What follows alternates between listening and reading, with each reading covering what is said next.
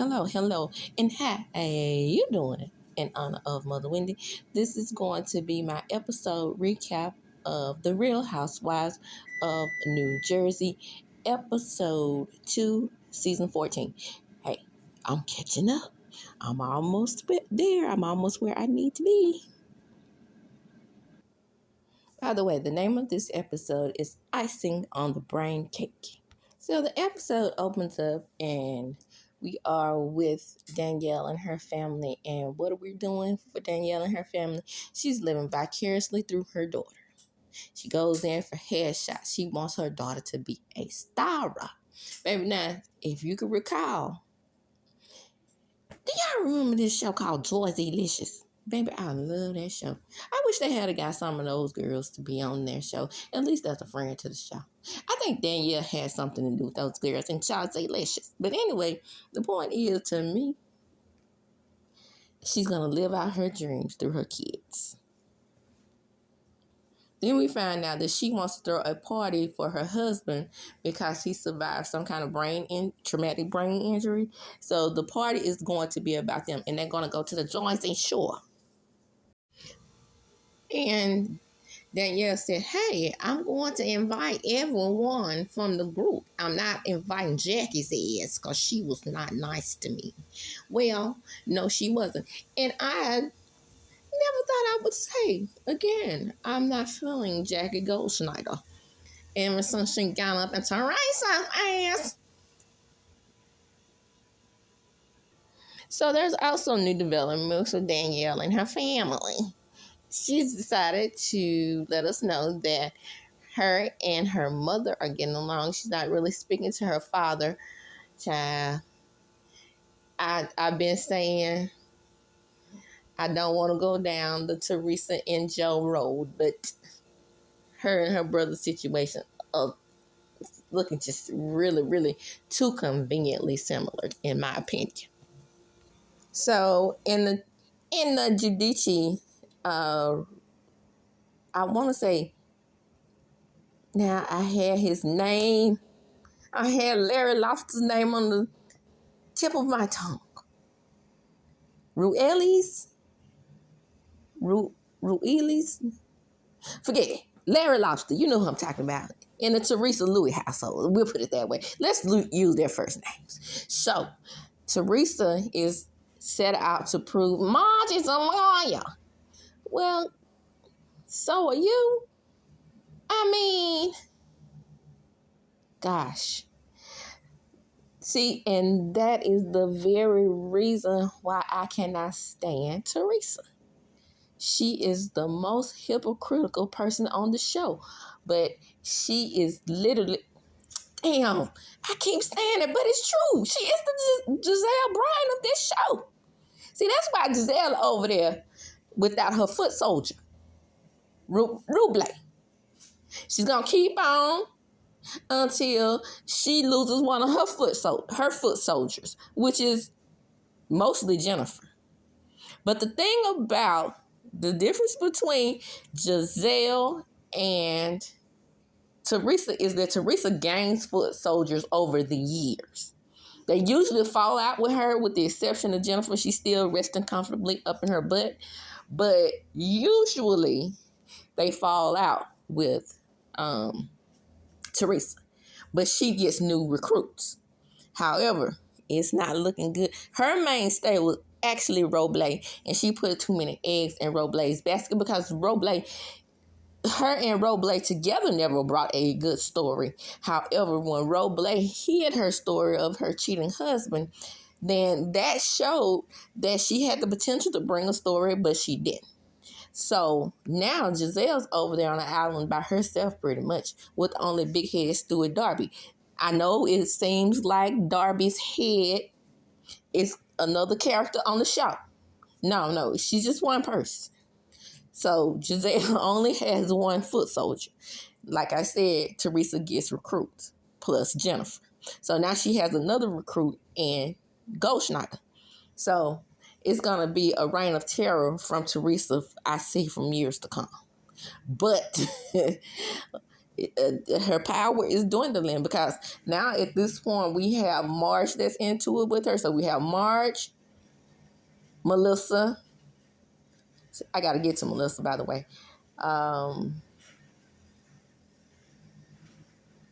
Who else? Now, see, she's got another recruit, and Fessler. So we're going to talk about her in a minute. Boy, and I said at the beginning of this damn season, Jan Fessler was one of my favorites. Ugh. Because I was like, she was doing Switzerland right. Not like Dolores, who says she does Switzerland, yet rests comfortably in Teresa's butt. Wow. Oh, Danielle. Danielle is iffy at this point. She's side-eyeing Teresa. But we have Fuda. Right. So we have Fuda, Marge, and Melissa, who's definitely not riding with sausage lips. Oh, and Melissa is having a party for Antonia. Ooh. When Joe is with Melissa's family, it's just a different, refreshing environment. It's like when Teresa comes around, it's like she brings a dark cloud over their family. And I have been saying for years, Joe, let it go. She don't want you. She don't need you. And that cloud has been lifted. I mean, it looked like the sun was shining in that home, even though that home has a lot of windows. And Joe is going to officiate her cousin Nick's wedding. I mean, it's so much love. I just missed Kathy and Rosie in that circle, but they chose. They went back to kissing up to Teresa, trying to be a family. She never really, after you joined the show, Joe, she never really wanted to connect with you in that way anymore, because her priority was the show and not being a good sister to you, in my opinion. Shout out to Tim. Oh, by the way, this is going to be a gay wedding that Joe is going to officiate over. And Nick, Melissa's cousin, loves handsome Joe, darling. So everything is good in the Gorga home, minus sausage lips. Excuse the noise in the background. My lawn guy is here. But the Sculpting Butts crew, which is going to be Melissa and Danielle, they are, getting their butts sculpted. In the process, Danielle lets Teresa know that she's going to stay with Rachel. Now, see, this building friendship with Rachel, I love, and Danielle, they should have been Ace Boom Coombs in the beginning, but that's neither here nor there. I hope she does not allow Sausage Lips to get involved in sprinkling in her little evil genius.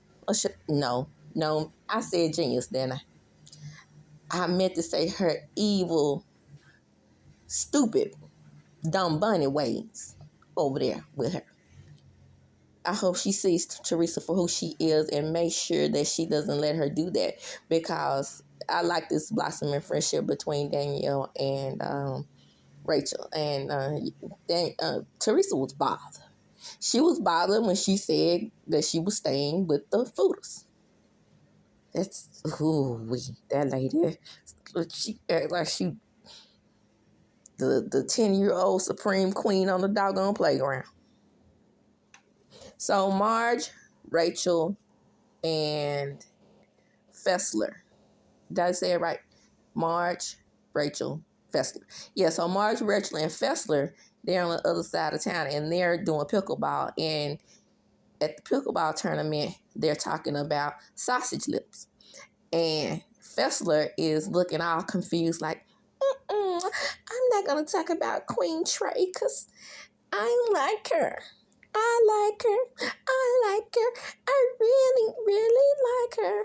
And then in confessional, she's like, well, I can see in a way where they're coming from. But the way I look at Teresa, I look at her with a lot of admiration. And I really like Teresa, so I'm going to be her friend. Ooh, Fessler. Oh, you're such a disappointment. I had high hopes for you. What's really even sadder is that Fessler admitted that Sausage Lips has the tendency to hit below the belt. Yeah, she did. What a hypocrite. So, hypocrites all hang together. But, she's a pick-me, clearly. So now we at the Joyce and Shaw, and everybody is getting along, but Danielle has to put out the disclaimer. Fuda, come on. I want you to be nice. Get along with Sausage Lips so we can make this event nice for my husband. You promise? And Fuda's like, okay, for you. I mean, we're building this friendship, and I know that you want things to be good, so I'll do whatever I have to do. I'll just stay over there. I know that's right. You don't have to be around it. And when she comes around, she's just like Maleficent, right? She just brings all the bad energy. Like I said, the dark clouds, the scarecrow. Did I say scarecrow? The crows, the ravens, if you will. The whole Wednesday Addams thing. Yes, she should wear all black at all times. So, Fuda meets Danielle's friend, Tiffany. And Tiffany is just a ball of energy. And maybe, she might end up being a friend of the show. I don't think they have any friends of the show. Oh, Gold Schneider. Okay. So she may be ushered in to be a friend of the store. She's a bubbly ball of energy. I could get with it. Because they realized that their husbands, Fuda and Tiffany realized their husbands knew each other. So we're looking at the venue. The venue is nice, and then we find out that Danielle has invited a gospel group. Baby, when I tell you I got my whole entire life from this gospel group, it was given pièce de résistance. It was the icing on the cake, but we'll get more into that later. But just the whole vibe of the gospel group, I loved it. Mind you, I'm not Christian. Okay, let's be clear about that. I don't do religion. However, I can enjoy good gospel music, piece of gospel music here and there. And so Fessler, she's ready to do that thing.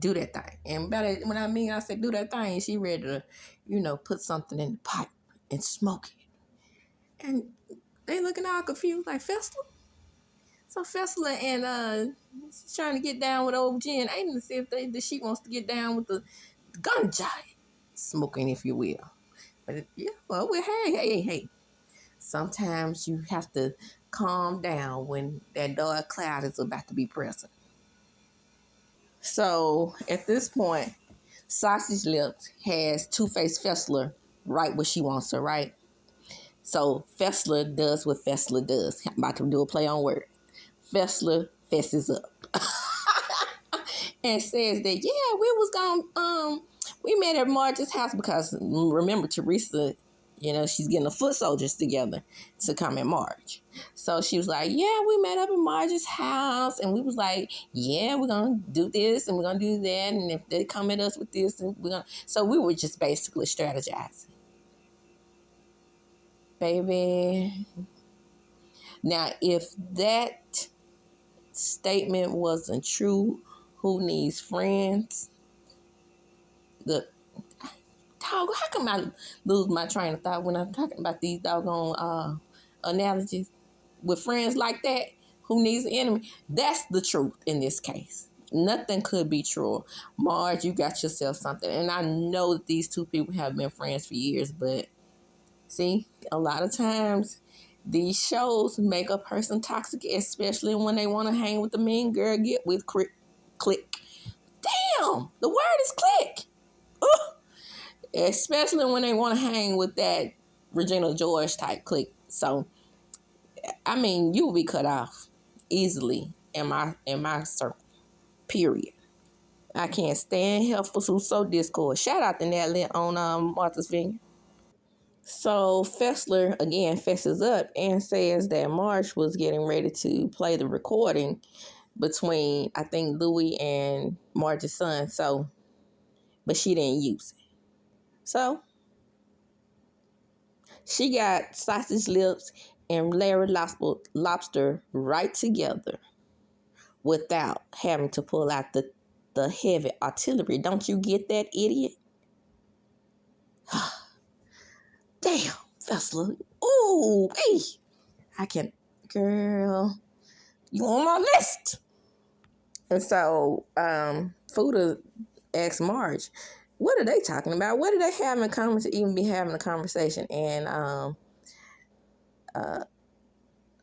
Marge says, no telling, because when my girl get the alcohol in her, she lets it all, she's like a flowing river. Everything just comes out. Yep, pretty much. But she's over there backstabbing the hell out of it. Backstabbers, smiling in your face all the time, want to take your place. Backstabbers, backstabbers. So Fessler tells Teresa that she wasn't exactly sure about the recording. That's where there's conflicting information. She's not sure if Louis actually did record Marge's son. I don't care. Here is how you be a friend until you're proven wrong. Say this is my best friend.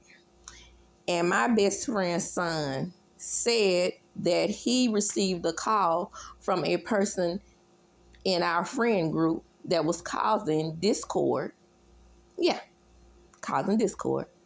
I would ask my friend to be a friend to, I'll put it this way. I almost said her name. That's how it's hard to just do this analogy, because I almost said my best friend's name. But anyway, if she asked me or told me that, I'm going to believe her until something else comes up, until proof is provided that my best friend is lying.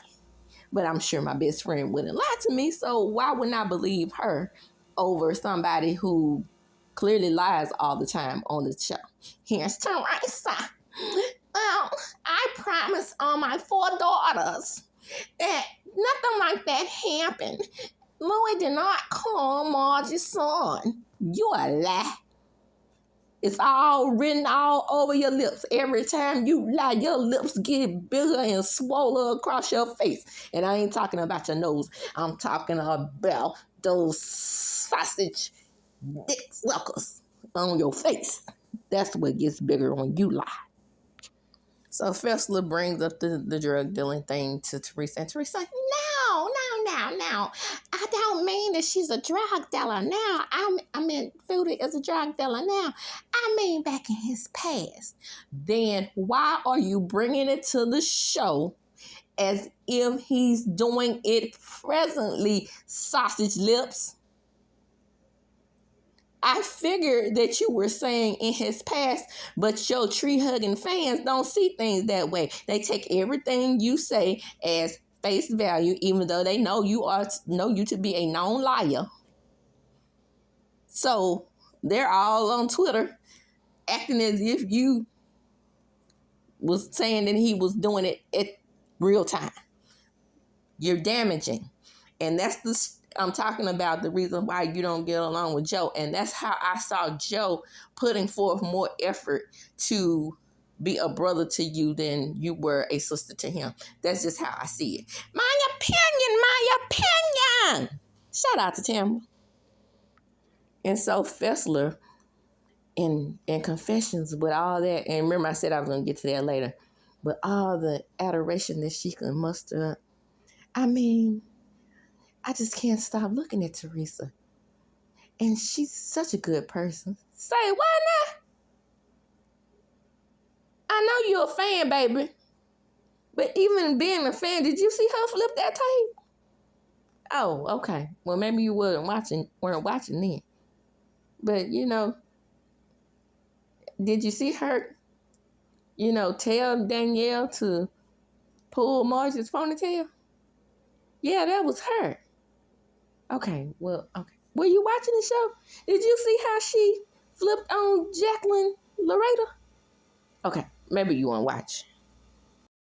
And so, with that, I'm going to close. I am so disgusted with Fessler at this point. I hope you know that, sometimes when you click off with the mean girl and you don't really have a real place, quote unquote, on the show, sometimes it does not fare well for, newcomers to the show. It fared well with Jennifer Aiden, but, it doesn't always work out in your favor. So be careful, sis. And that's all I have to say about Fessler. Disappoint it in her. And let me go ahead and close before I start saying something else about that heifer. Like, comment, subscribe to my channel. Hit the notification bell button so you will be notified. The like button is very important to content creators, people. It's not for you to just come view the content. That is very important as well. But with the number of views that I get on this show, which was about 300, which is not bad, like I said, for me, who was a content creator, a very small content creator. So the likes not only make you, the views not only show that you're interested in my content about New Jersey, it also pushes me up to the point where I can get those 1,000 watch time hours that YouTube needs for me to be monetized, because what they do is look at, if you like the video and view the video, then that means that the content is I put it this way, can be pushed by not only me, because I'm out here hustling trying to get my content out. It can also be pushed by YouTube. If you look back at some of the bigger or larger content creators, they not only get pushed by themselves, they are heavily pushed by YouTube. They promote, just like on Bravo, with them promoting mostly housewife shows instead of Martha's Vineyard, which is better than some of the housewife shows. So with my little engine that could push my video up in algorithm, so not only I can promote it, so YouTube can promote it as well. And I'll be greatly thankful if you do so. Again, like, comment, subscribe to the channel, hit the notification bell button so you can be notified. Share the video with who you like, because sharing is caring. And as I do when I close, I'm going to chunk them up. Deuces.